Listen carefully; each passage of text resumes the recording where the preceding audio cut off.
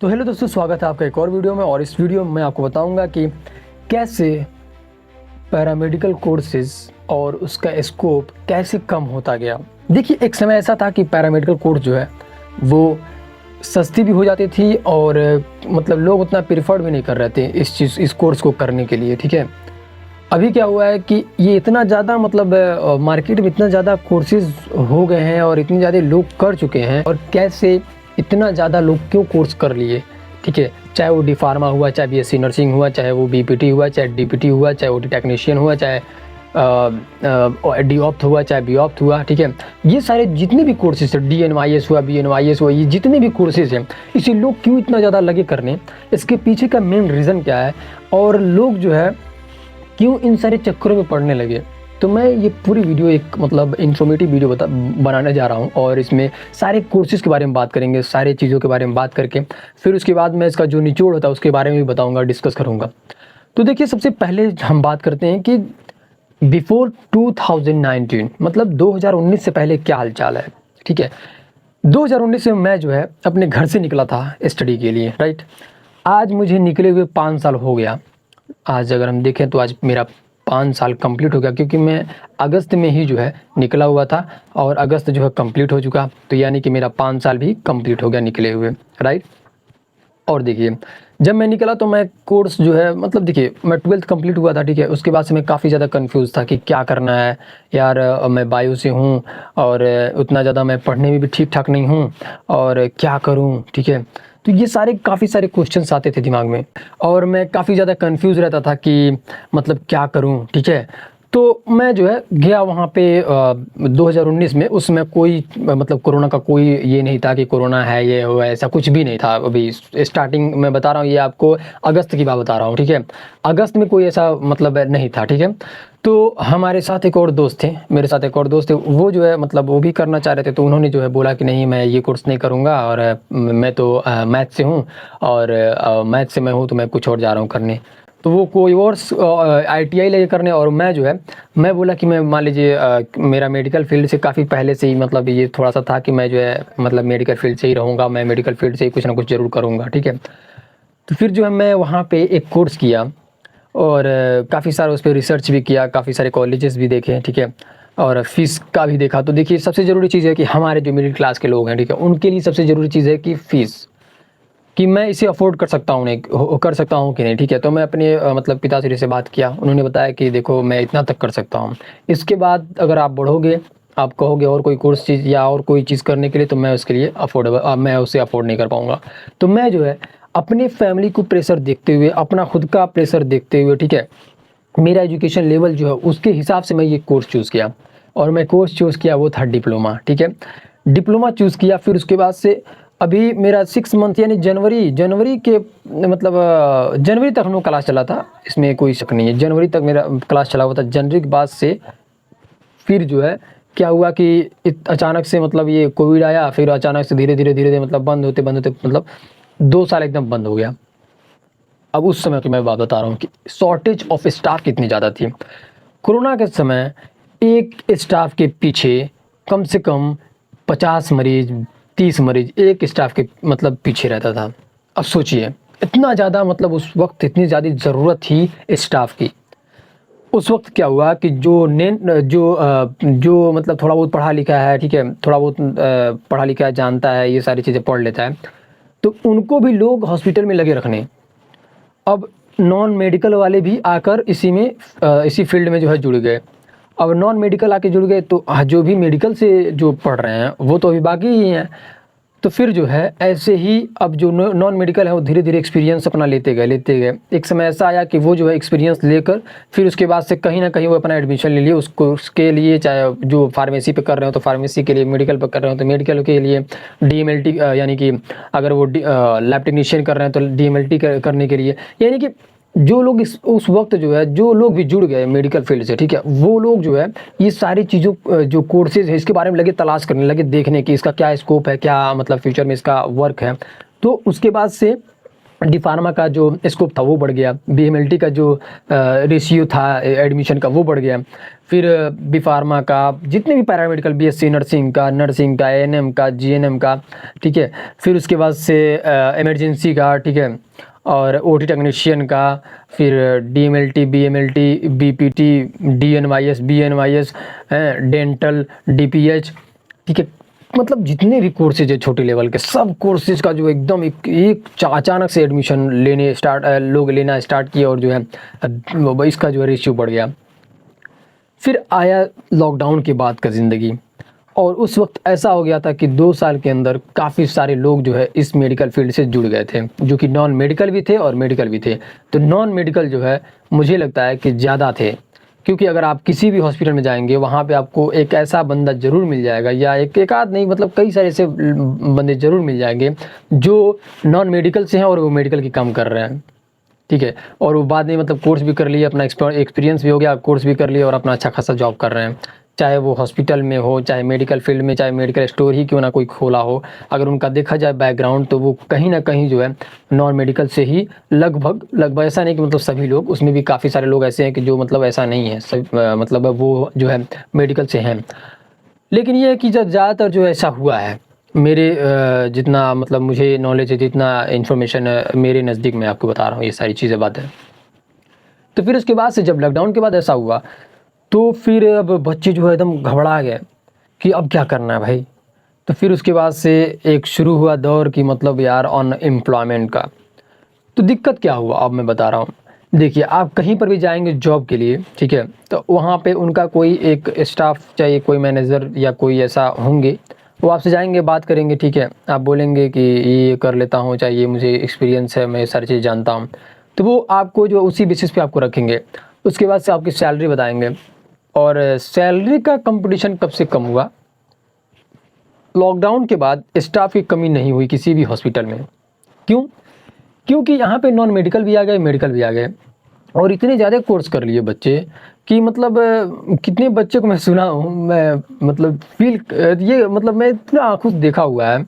मैं वहाँ पे जा रहा हूँ, ठीक है, एज ए फार्मासिस्ट जा रहा हूँ या एज ए टेक्नीशियन जा रहा हूँ, तो वहाँ पे मैं जा रहा हूँ तो मुझे मिल रहा है 8,000, ठीक है। देखिए, मैं इसमें झूठ झुटाई ऐसा कुछ नहीं, किसी भी आप लैब पे जाएंगे आपको इतना ही मिलेगा, ठीक है। तो 8,000 अगर मुझे दे रहा है, स्टार्टिंग का मैं बता रहा हूँ, तो वहीं पे एक बंदा आ रहा है, वो बोल रहा है कि मुझे पैसा ही नहीं चाहिए, बस मुझे एक्सपीरियंस चाहिए। अब वहाँ पे जो भी टेक्नीशियन है, चाहे जो भी स्टाफ हैं, ठीक है, जो भी आपको रखने के लिए तैयार हैं, वो क्या कहेंगे? इससे अच्छा तो फिर वही है, ठीक है, उसे 1-2 महीना सिखा दूंगा और वो धीरे से सीख जाएगा। फिर उसके बाद से उसका सैलरी का भी डिमांड नहीं है, तो देखेंगे अपने हिसाब से सेट कर देंगे, कुछ ना कुछ देते रहेंगे। तो ये हो गया दौर एक। अब यहाँ पे कौन मार खाएगा? यहाँ पे वो मार खाएगा जो मतलब कोर्स किया है, ठीक है, वो मार खा गया। अब वो तो बंदा जाएगा नहीं कहीं 3,000 पे 4,000 पे काम करने, तो वहाँ से जो है नॉन मेडिकल जो है काफ़ी ज़्यादा दिक्कत कर दिए।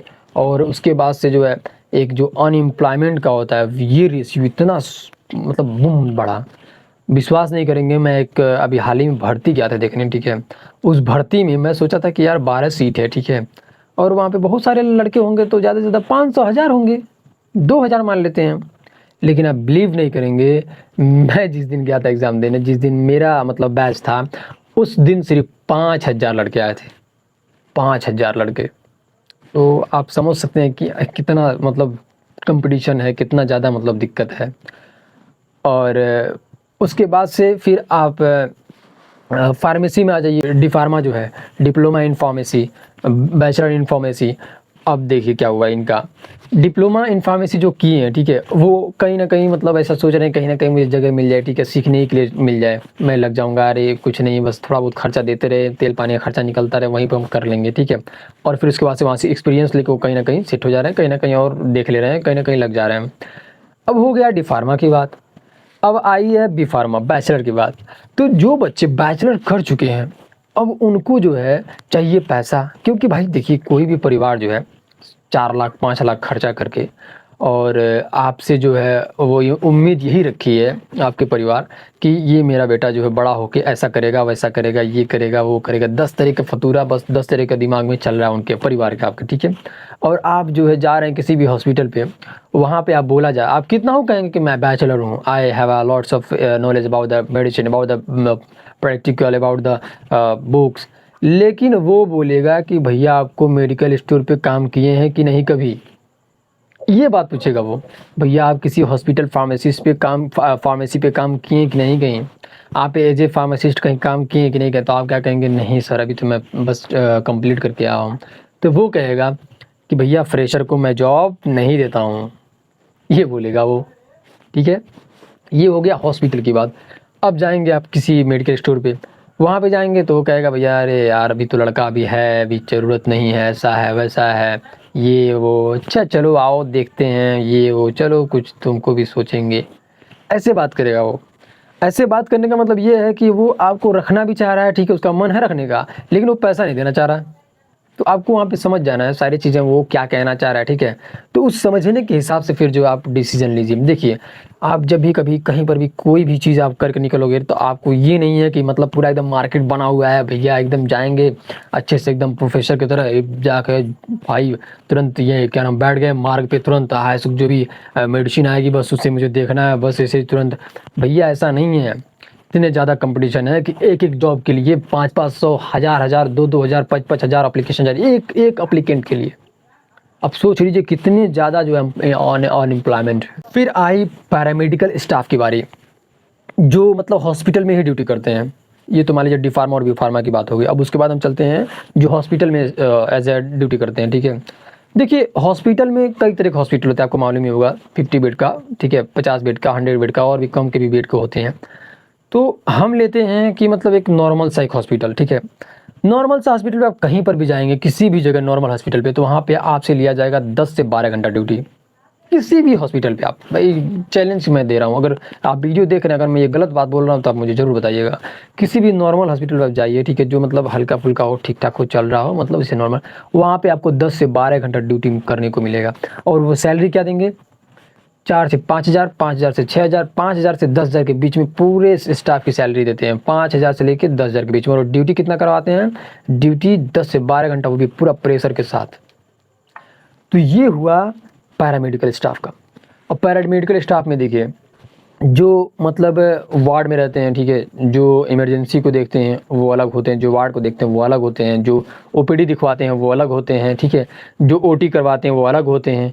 तो काफ़ी सारे इसमें बटे हुए, लेकिन सबके ऊपर प्रेशर रहता है, सबके ऊपर जो है मतलब एकदम भार सी डाली गई रहती है हॉस्पिटल की तरफ से। तो फिर जो है यहाँ पे आप देखिए आपको दिया जाएगा सैलरी कितना, 10,000 से सॉरी 5,000 से लेकर 8,000 के बीच में आपको सैलरी दी जाएगी। पूरे स्टाफ का मैं एकदम रेशियो निकाला हूँ, इतना ही इतने के बीच में दी जाती है सैलरी। तो मैं, ऐसा नहीं है कि मैं ऐसे बोल रहा हूँ, मैं भी बहुत ज़्यादा मतलब इधर घूमा हूँ बहुत ज़्यादा। मैं आपसे क्या बताऊँ, दिल्ली, ठीक है, दिल्ली, गोरखपुर, लखनऊ और पंजाब, ये सारे मतलब जितने भी एरिया मतलब पड़ते हैं ठीक ठीक जगह है, ठीक है, मुंबई, इन जगहों पे मैं घूम के बैठा हूँ। तब मैं आपको इस तरह बता रहा हूँ, तब इस तरह बोल ले रहा हूँ, क्योंकि मुझे काफ़ी ज़्यादा एक्सपीरियंस है इन सारी चीज़ों में। तो मैं आपको एक बात बताता हूँ, ठीक है, मैं गया था एक जॉब करने के लिए यहाँ दिल्ली में, ठीक है, जिला फार्मेसी में इंटरव्यू किया देने। तो इंटरव्यू में पता नहीं वो क्या उनको समझ में आया, कह रहे थे कि एरिया आप जैसे जहाँ पे रहते हैं वहाँ से दूर पड़ेगा, और जब उधर खाली रहेगा तो मैं आपको दूंगा। मैं बोला ठीक है। तो एक जगह मैं प्राइवेट में ज्वाइन कर लिया, ठीक है। तो प्राइवेट में जब ज्वाइन कर लिया तो उसका ड्यूटीज देखिए क्या हुआ। मैं पहले दिन गया तो मतलब 8 बजे छुट्टी हो गया, मैं बोला चलो ठीक है यार बढ़िया, कोई दिक्कत नहीं है। फिर अगले दिन से कह रहे हैं नहीं बाबू आपको जो है 9 बजे आना है और 11 बजे जाना है, और सैलरी 12,000 रुपये, सॉरी 12,000 रुपये देंगे।